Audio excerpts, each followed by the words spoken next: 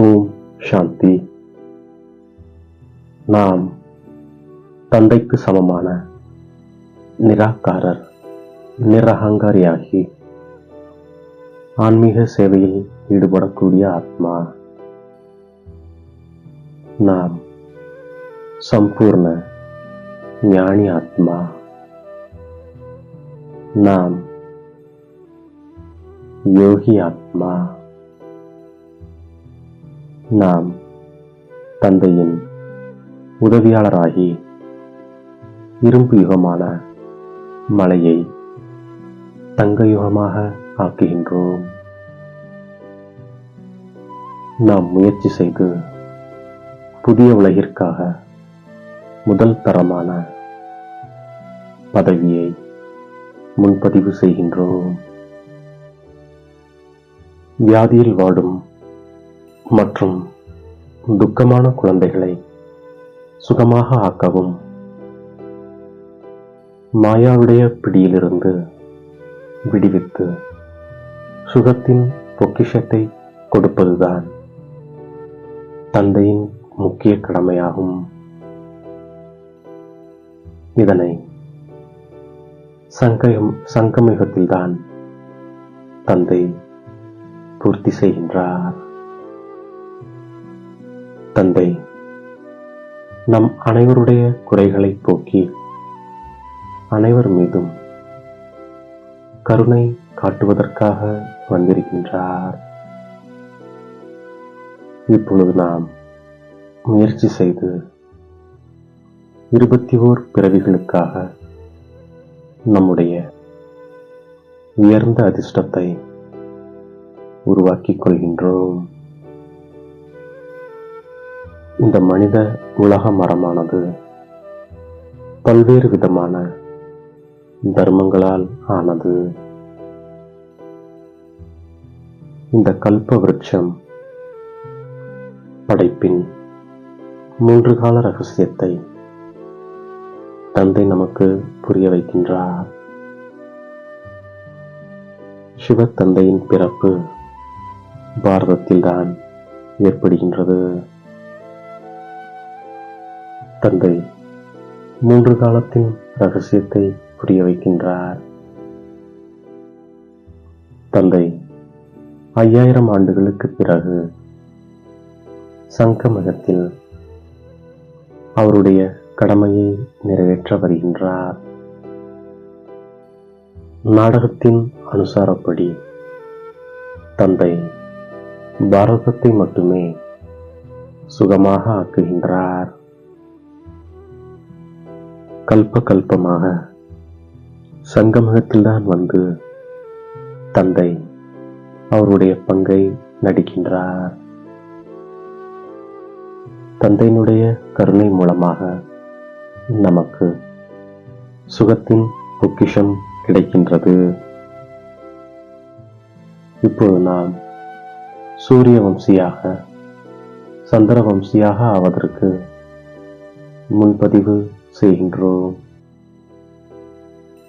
அனைவருடைய குறைகளையும் போக்குவதற்கு தந்தை வந்திருக்கின்றார். தாய்மார்கள், நாம் இரும்பு யுகமான மலையை தங்கமயமான யுகமாக மாற்றுகின்றோம்.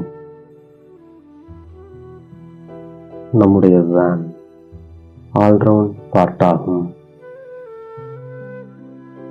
முதலில் தேவி தேவதைகளாக ஆவதால் நாம் முழு காலச்சக்கரத்திலும் வருகின்றோம். தந்தை சத்தியமானவர். அவர் சத்தியத்தை கூறுகின்றார். அதன் மூலம் சத்தியம் உருவாகின்றது.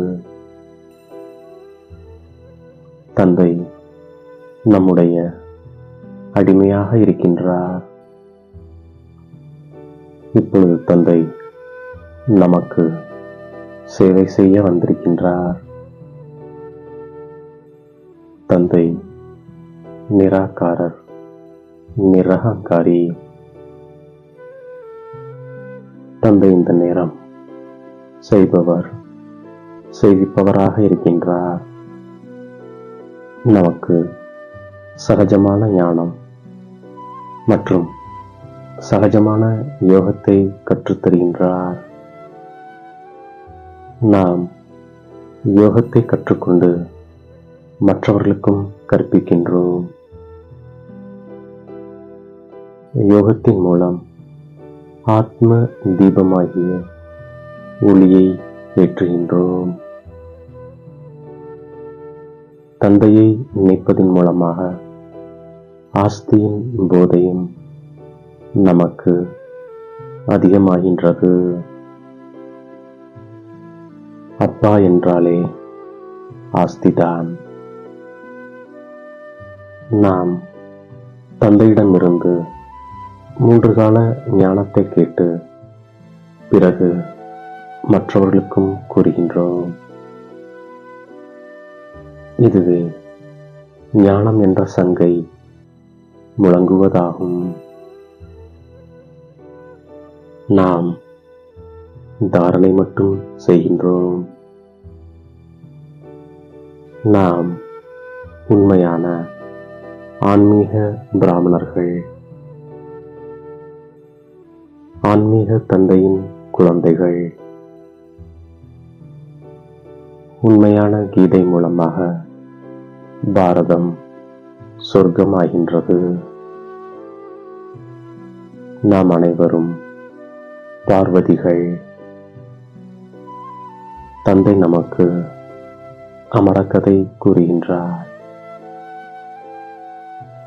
நாம் அனைவரும் திரௌபதிகள். நாம் மீண்டும் தேவி தேவதா ஆவதற்காக, சொர்க்கத்தின் எஜமானராக ஆவதற்காக முயற்சி செய்கின்றோம். நாம் இப்பொழுது நம்முடைய எல்லையற்ற அதிர்ஷ்டத்தை உருவாக்குகின்றோம். நாம் அப்படிப்பட்ட அதிர்ஷ்டத்தை உருவாக்குகின்றோம். இதனால் 21 பிறவிகளுக்காக நமது ராஜ்ய பாக்கியத்தை அனுபவம் செய்கின்றோம். இது பாடசாலையாகும். ஒரே ஒரு ஆசிரியர்தான் கற்பிக்கின்றார்.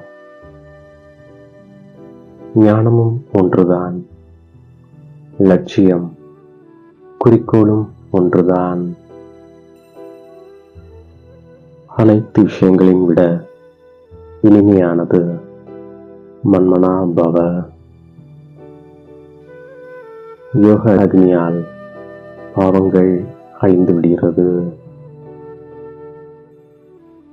தந்தையை நினைவு செய்யும் பொழுது தந்தை வழிகாட்டியாகி வந்திருக்கின்றார்.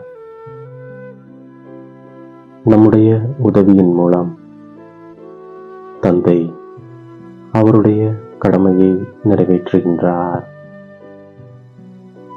நாம் தந்தைக்கு உதவி செய்யும் பொழுது உயர்ந்த பதவி அடைகின்றோம். அன்பில் மூழ்கி விடுவதுதான் சம்பூர்ண ஞானமாகும். அன்பு பிராமண வாழ்க்கையின் வரதானமாகும்.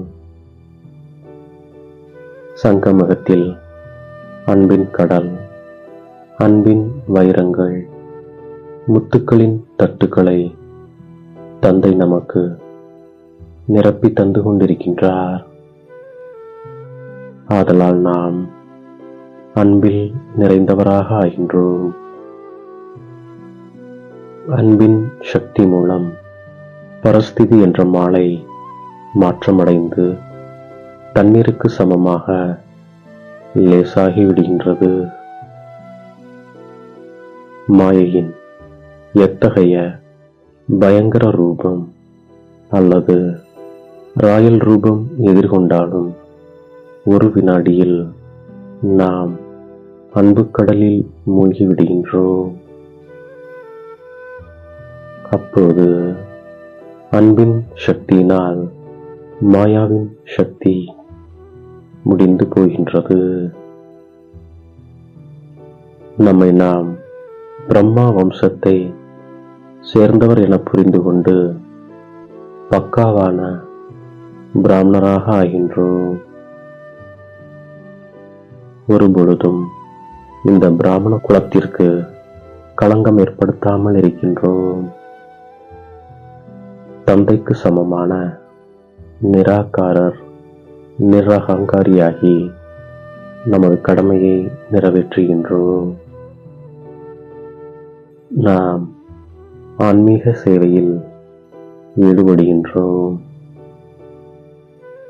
அன்பின் சக்தி மூலம் மாயாவின் சக்தியை முடித்துவிடக்கூடிய சம்பூர்ண ஞானி ஆத்மா நாம்.